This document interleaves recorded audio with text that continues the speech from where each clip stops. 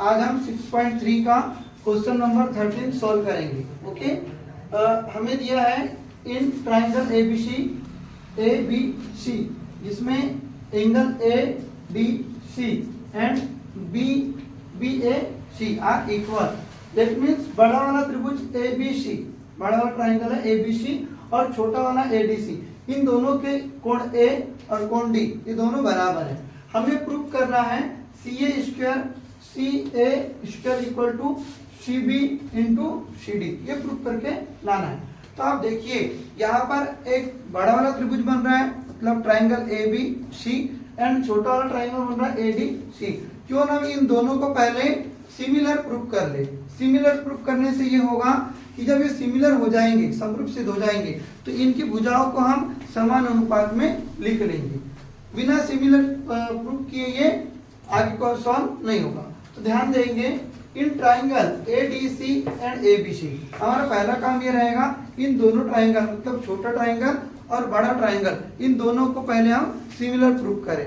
तो दोनों को सिमिलर प्रूव करने के लिए हमने देखा एक जो गिवन डेट है, गिवन डेट में ए डी सी और बी ए सी, इन दोनों का बड़ा वाला त्रिभुज और छोटा वाला त्रिभुज का कोण डी और कोण ए बराबर है। तो हमने सबसे पहले लिखा angle ADC equal angle BAC given that. Okay, second condition में हमने देखा बड़ा वाला ट्राइंगल देखिए आप ए बी सी, ओके, या बी ए सी, ये बड़ा ट्राइंगल एक ए बी सी में ये जो एंगल है कोण ए सी बी, बड़े वाले के लिए भी ए सी बी वही हो रहा है, और ए डी सी मतलब बड़ा त्रिभुज और छोटा त्रिभुज, इन दोनों में एंगल सी जो है कॉमन है, उभयनिष्ठ कोण है। तो जाहिर सी बात है जो कॉमन है तो बराबर ही होगा।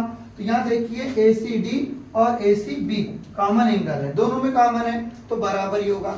आप देखना एंगल बाय एंगल रूल से दोनों ट्राइंगल ए डी सी और बी ए सी या ट्राइंगल ए बी सी दोनों क्या हो गए सिमिलर।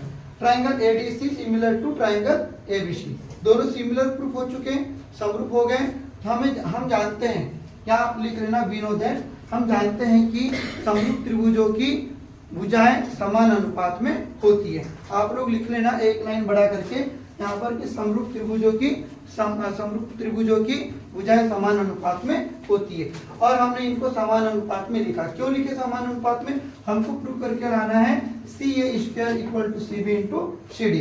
तो हम दोनों की भुजाओं को समान अनुपात में कैसे लिखेंगे, ध्यान दो। देखिए बड़ा वाला ट्राइंगल ए बी सी और छोटा वाला ट्राइंगल है उनका ए डी सी। तो ध्यान देंगे हम यहाँ पर बड़े वाले ट्राइंगल छोटे वाले ट्राइंगल को पहले लिख रहे हैं, तो इसकी छोटी भुजा मतलब छोटे वाले ट्राइंगल की भुजा कौन सी हो गई, सी ए। देखो सी ए दोनों में कॉमन है बेटा, छोटे वाले के लिए भी और बड़े वाले के लिए। तो सी ए अनुपात में, सी ए के अनुपात में किसको रखे, बड़े वाले त्रिभुज। देखो सी ए छोटे वाले त्रिभुज की भुजा है और सी बी बड़े वाले त्रिभुज की भुजा है, इसको अनुपात में रखा।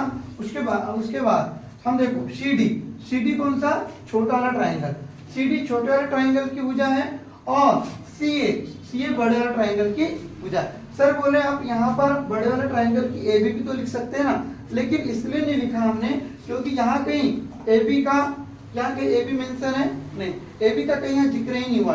तो ए बी क्यों ले, हमको तो जो प्रूफ करना है उसको लाना है, C A square equal to C B into C D. हमने क्या किया, छोटे वाले की भुजा सी ए और बड़े वाले की भुजा सी बी बराबर सी डी छोटे वाले की भुजा छोटे वाले ट्राइंगल की भुजा और सी ए बड़े वाले ट्राइंगल की भुजा। तो यहाँ से क्रॉस मल्टीप्लिकेशन किया तो C A square equal to C B into C D हुआ। हमको यही प्रूफ करना था। Okay, thanks. ठीक है।